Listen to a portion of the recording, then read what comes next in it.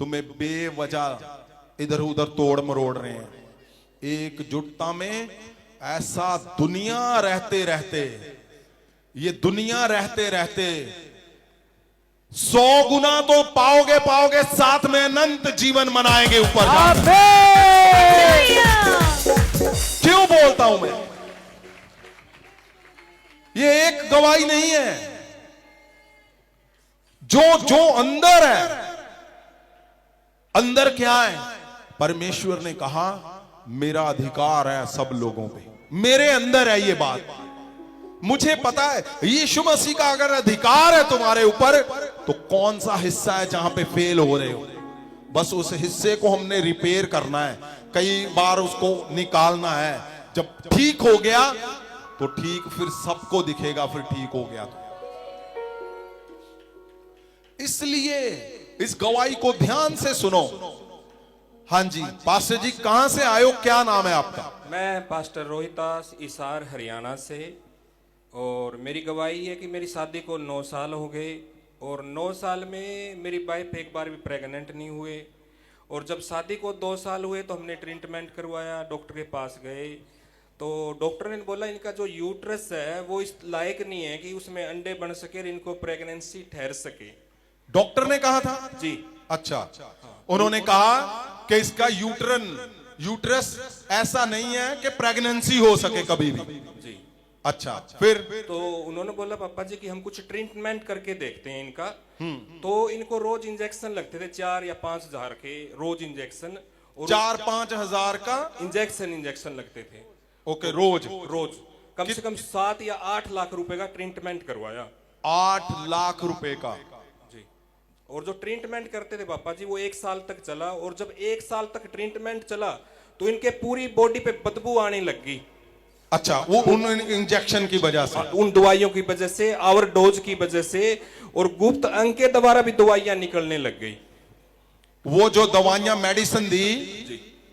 वो गुप्त अंग से निकलती थी। क्यों? क्योंकि ओवरडोज ज्यादा हो गई वो दवाई, और शरीर से बहुत ज्यादा बदबू आती थी, इनके पास कोई बैठ नहीं सकता था। अच्छा। और जिसकी वजह से इनके अंदर भी इन्फेक्शन हो गया। तो फिर इनका इन्फेक्शन का और उसका इलाज चला 1 साल तक। फिर हम पंजाब में 2015 के अंदर एक मिनिस्ट्री के साथ जुड़ गए, एएनएम के साथ, और लगातार वफादारी के साथ, ईमानदारी के साथ। और मैं आपको बताना चाहता हूं कि मेरी भी हालात बहुत ज्यादा खराब थे, मुझे खुद 2015 में आप किसी मिनिस्ट्री के साथ जुड़ गए? जी सर। यहाँ पे नहीं? नहीं, यहाँ पे नहीं जुड़े पापा। 2015 कोई और चर्च के साथ जुड़ गए? जी पापा जी। ओके।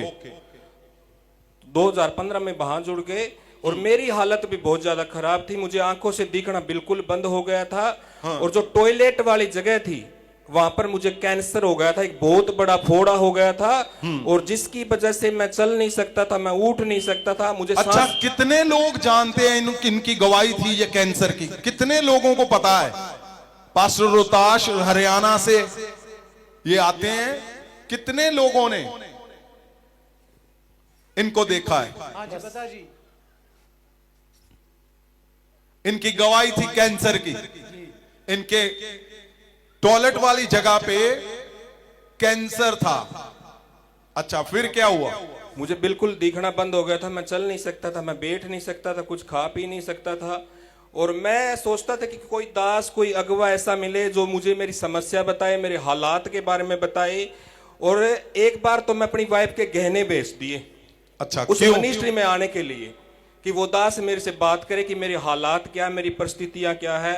और जब ऐसा हुआ तो मैं मायूस लौट गया, कुछ नहीं हुआ। क्या? मैं ऐसे ही चला गया उदास होकर। उस दास ने मेरे से कोई बात नहीं करी कि मेरे आप मिलना चाहते थे, बात करना चाहते थे? जी पापा जी। इसलिए आपने अपने वाइफ के सोना बेच दिया, गहने? जी पापा जी। अच्छा, और गहने बेचकर क्या किया उस पैसों का? वहां से हम यहाँ पे आए पापा जी। अच्छा, उस मिनिस्ट्री के अंदर गए, और मैं चाहता था कि वो ली हैंड करे और हमसे बात करे कि हालत हमारी क्या और परमेश्वर की योजना क्या है। तो कुछ नहीं हुआ पापा जी, हम आते रहे और ऐसे ही चलता रहा, और परेशानियां बढ़ती गई। और जो मेरी पत्नी थी, इनको बिल्कुल भी उम्मीद नहीं थी, विश्वास ये खो चुके थे कि मैं कभी प्रेग्नेंट होंगी और मुझे कभी बच्चा भी होगा। और नफरत हो गई पंजाब से, मिनिस्ट्री से और प्रभु यीशु मसीह से। इन्होंने कहा मैं नहीं मानती परमेश्वर हाँ, को। ये मुझे भी इसने बोला था जी। कि मैं वापस चली जाऊंगी। ये नफरत करते थे, कह रहे पंजाब की तरफ तो मुंह भी नहीं करना कभी, हम नहीं जाएंगे। इनके बहुत सारे ली हैंड हुए, बहुत सारी प्रेयर हुई, मगर कुछ नहीं हुआ। ये मुझे बोलने लगे। कहां से ले एंड हुए? एएनएम से। अच्छा, अच्छा, ये मुझे बोलने लगे कि आप ऐसा करो, मैं 1 साल और देखूंगे, फिर आप दूसरी शादी कर लो, दूसरी मैरिज कर लो। ओ जीसस। अब सोच कर देखो कि, सुनो मेरी बात सुनो, कितनी बड़ी निराशा है ये कि पत्नी खुद बोल रही है कि आप दूसरी शादी कर लो, मुझे बच्चा नहीं होगा, आप वंश चाहते हो, तो उसने निराशा से बोल दिया कि आप दूसरी शादी कर लो। फिर क्या हुआ? मैं कहा नहीं, परमेश्वर करेगा। तो इनका तो यकीन ही नहीं था, ये चाहते भी नहीं थे कि मैं सेवा करूं, मैं कलीसिया चलाऊं। ये विश्वास ਉੱਥੇ ਟੁੱਟਿਆ उससे मिनिस्ट्री ने करके ही? हाँ जी, हाँ जी। ਤੇ ਗਹਿਣੇ ਵੇਚ ਕੇ ਲੈ ਐਂਡ करा रहे थे। गहने बेचती, बहुत सारी चीजें थी। हालात इतने तक खराब हो चुके थे कि एक 20 रुपए दूध या चीनी तक वाले भी नहीं थे। और मैं जो जॉब करता था, मेरी अच्छी खासी सैलरी थी, 3-4 लाख रुपए मंथली मेरे को सैलरी मिलती थी। और मैंने अपना खुद का भी बिजनेस खड़ा कर लिया था, मगर कैंसर की वजह से, मुझे ना दिखने की वजह से सारा पैसा ट्रीटमेंट में चला गया मेरा। और जो मेरी पूरी बॉडी थी वो बिल्कुल काम नहीं करती थी, और उम्मीद थी कि मेरी प्रेयर हो जाए तो शायद मैं ठीक हो जाऊं। तो उसके बाद हमने आना बंद कर दिया, हम 2-3 साल तक नहीं आए। और फिर मैं एक दिन प्रेयर कर रहा था, और जब प्रेयर कर रहा था तो मेरे को महाअभिषेक ऐसे मेरे को दिख रहा था। और बिल्डिंग भी मुझे देख रही थी, जो मेरे नजदीक लोग थे। मैंने कहा कि एक परमेश्वर का दास सेवक ऐसी बिल्डिंग में मेरा अभिषेक करता है और मेरा जीवन बदल बिल्डिंग जाता है। कहां दिख रही थी आपको? सुनो सुनो सुनो, एक मिनट, बिल्डिंग कहां दिखती थी? यही पंजाब में, जलंधर। नहीं, आपको घर पे हरियाणा में? हाँ जी, हरियाणा में आपको घर पे जी। जब बिल्डिंग सपने में दिख रही थी? मैं जब प्रेयर करता था पापा जी, प्रेयर में मुझे प्रेयर में दिख रही जी, थी पापा जी। बिल्डिंग? जी पापा जी। और कभी आप आए नहीं थे? कभी नहीं आए पापा आपको जी। पता नहीं था यहाँ पे कोई बिल्डिंग है? नहीं पापा जी। अच्छा, बिल्डिंग वाला चर्च हमारा पहला जो था, जी पापा जी। वो दिखता था तुम्हें जब भी प्रेयर पे बैठते थे? जी, जी और पापा क्या दिखता था तुम्हें? कि उस बिल्डिंग में एक परमेश्वर का दास, एक नबी है, वो मेरा अभिषेक करेगा और उसी दिन मेरा जीवन बदल जाएगा। अच्छा,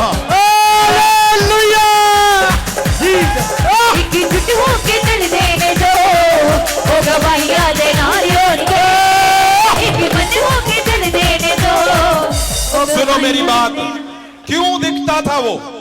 ऐसा क्या था कि वो बिल्डिंग दिख रही है और वो अभिषेक हुआ दिख रहा है? आज तुम्हारा 7वां अभिषेक है, ये जान लो। सुनो, क्यों दिखता था पता?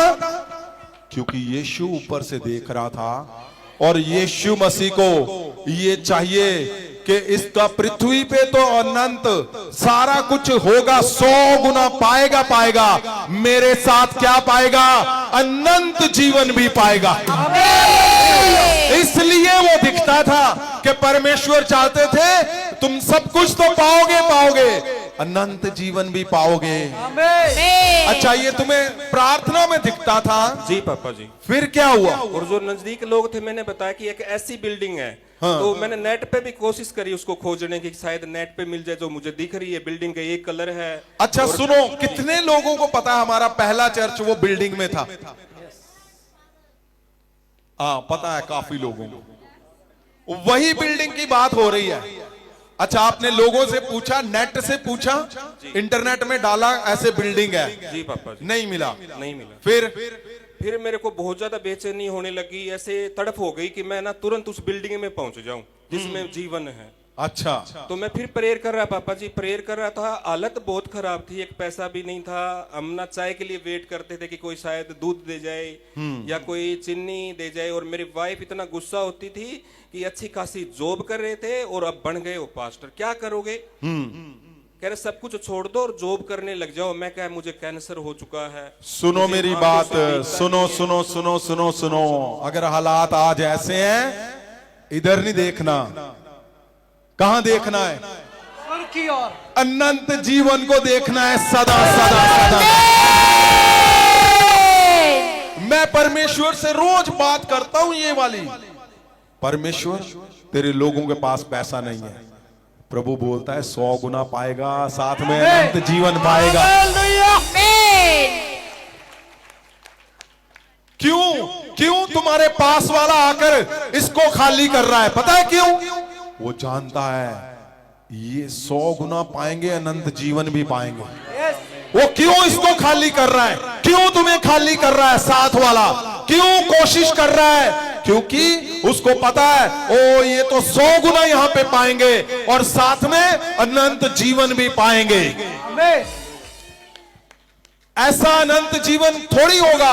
यहां पे तुम 9 साल से तड़प रहे हो, वाइफ बोल रही है मुझे प्रभु को छोड़ देना है, मैं पीछे चली जाऊंगी, यहां से आई हूं और मेरे पास चाय पीने के लिए भी पैसे नहीं है और मैं यहां पे सुना रहा हूं अनंत जीवन पाओगे, हम नाचेंगे। कुछ नहीं, ऐसा नहीं है। अनंत जीवन का मतलब तुम्हारा 100% पृथ्वी पे परमेश्वर तुम्हें 100 गुना पहले देगा अगर उसने लिखा हुआ है।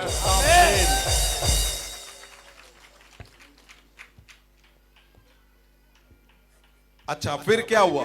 तो पापा जी मैं फिर से नेट पे खोजने लग गया कि महाअभिषेक क्या है। तो एक छोटी सी क्लिप मुझे मिली कि ऐसे ऐसे पास्टरों का अभिषेक किया जाता है। मैंने उसको पूरा सुना ही नहीं, क्योंकि मेरे को तो वो दर्शन दिख रहा था, वो बिल्डिंग दिख रही थी, वो जीवन मुझे दिख रहा था, वो दास वो अगवा मुझे दिख रहे थे। मैंने तुरंत फोन मिलाया। मैं क्या सर, मैंने फादर साहब को फादर साहब नहीं कहा, ना ही पापा जी का, सर कह के कहा कि मुझे चाहिए ये महाअभिषेक। इन्होंने कहा कि स्वागत है, आप आओ। और मैं पहली बार जब इस बिल्डिंग के अंदर गया, संत जी किसी को नहीं पता था कि हम पति और पत्नी है, किसी को नहीं मालूम था। और ना ही ये मालूम था कि हमारे पास बच्चा नहीं है। मेरी वाइफ इधर कोने में खड़े थे और मैं इधर खड़ा था। सबकी प्रेयर हो गई। जब सबकी प्रेयर हो गई मैं अकेला रह गया, तो मुझे ऐसे लग रहा था कि तू बेकार आदमी है, सबकी प्रेयर हो गई, तुझे छोड़ दिया। मैं रो रहा था परमेश्वर के सामने। अच्छा। और बुड़बुड़ा रहा था कि परमेश्वर ये क्या है, मुझे तो जरूरत ज्यादा, मैं तो परेशान हूं, मैं तो मौत में हूं और मुझे जीवन की जरूरत है, मुझे छोड़ दिया और बिल्डिंग भी वही है ये। तब एक व्यक्ति मुझे इधर से पकड़ के लेके गए और मेरी वाइफ को उधर से पकड़ के लेकर आए और संत जी ने पेट पे हाथ रखा और बोला बच्चा नहीं है ना। हम इतने महाअभिषेक महाअभिषेक महाअभिषेक आ गया, महाअभिषेक महाअभिषेक महाअभिषेक आ गया, यीशुदा महाअभिषेक आ गया, यीशुदा महाअभिषेक आ गया। आपने मुझे बताया तो नहीं था? किसी को नहीं बताया पापा जी, किसी को भी। अच्छा। और किसी से हम बात नहीं करी। अब तो मैं बोलने लग रहा हूं, मैं बिल्कुल नहीं बोल सकता, इतने लोगों में तो बिल्कुल भी बात नहीं कर सकता। मैं बिल्कुल एक सैंपल, एक साधारण व्यक्ति। तो जैसे ही संत जी ने बोला, हमें मेरा हाथ रखवाया, प्रेयर करवाई, हम इतने रोए, इतने रोए। उस दिन मेरी वाइफ ने एक शब्द बोला था कि यही संत जी है ना, यही छुड़ाएंगे हमें।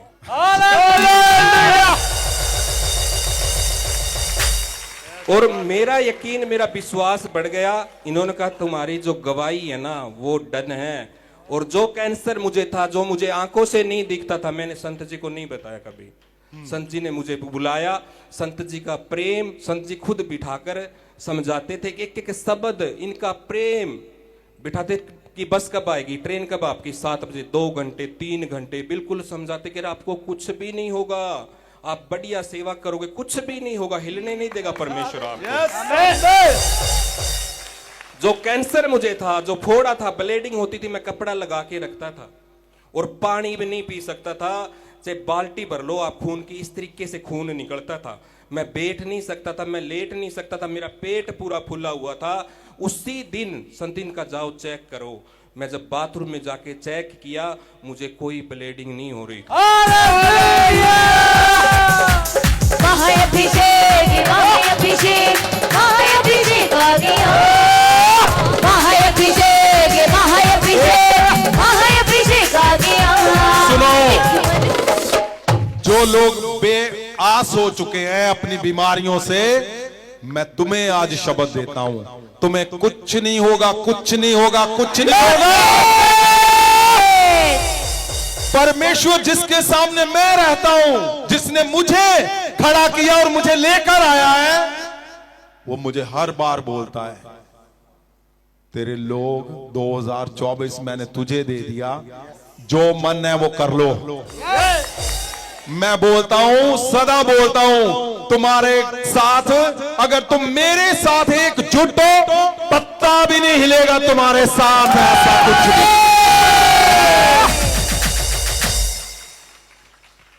भला चलन कुछ भी क्यों ना हो, परमेश्वर पत्ता भी नहीं हिलने देगा।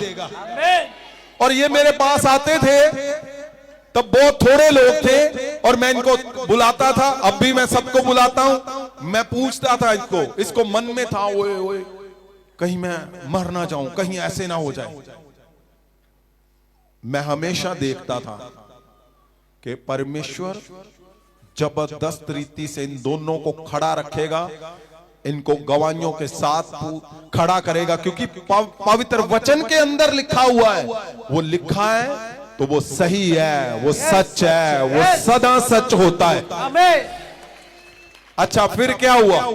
संजीत, जैसे ही मैं घर पहुंचा और जब पहुंचा, जो फोड़ा मेरे को बना हुआ था टॉयलेट वाली जगह पे, वो फोड़ा खत्म हो चुका था और 80% कैंसर खत्म हो गया था।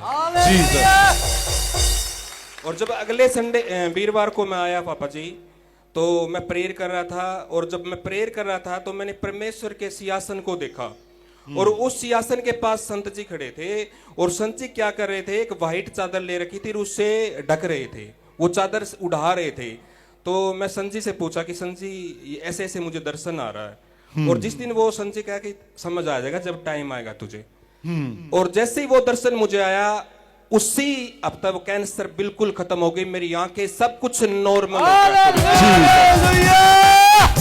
एक मन हो के चल देने को, वो गवाहियां देना रोते।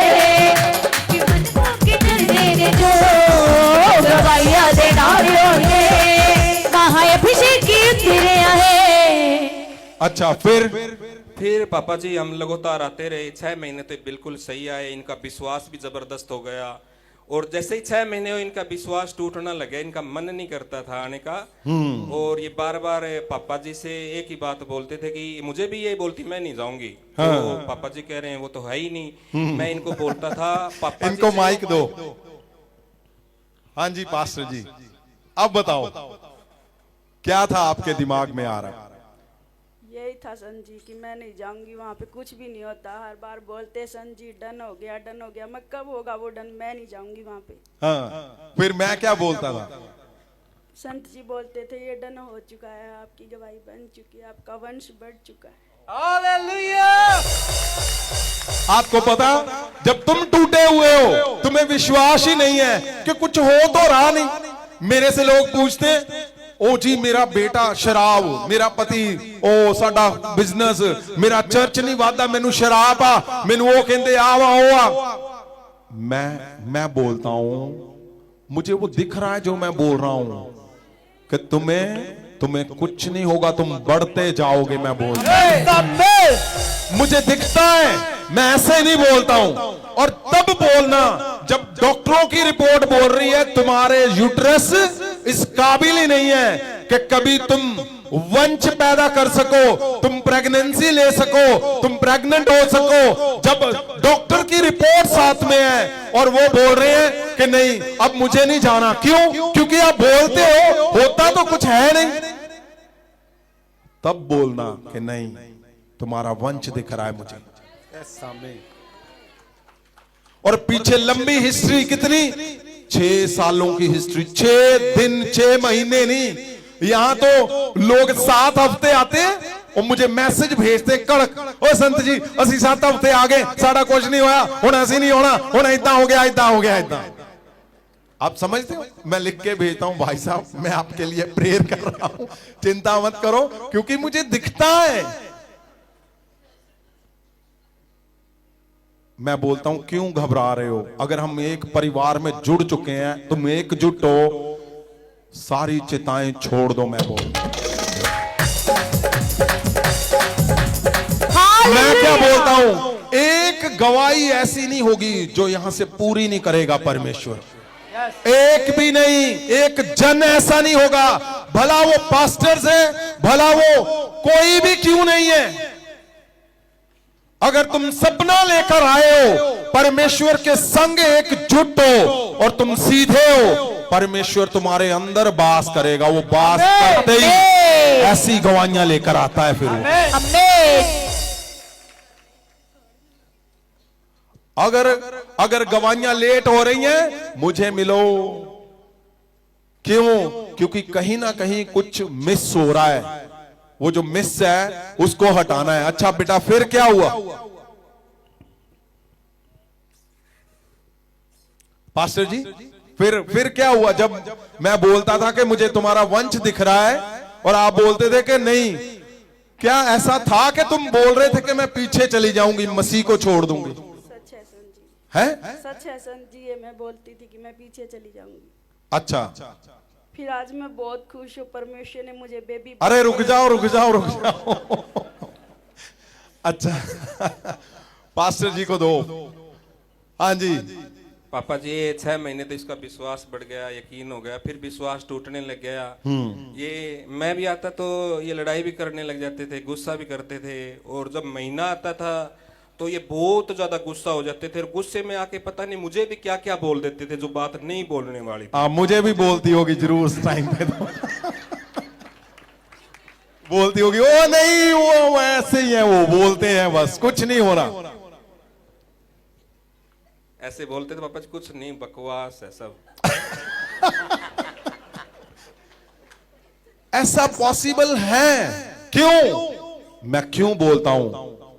आप सदा भरे हुए लोगों के संग रहो। आमीन। सदा भरे हुए लोगों के संग रहो।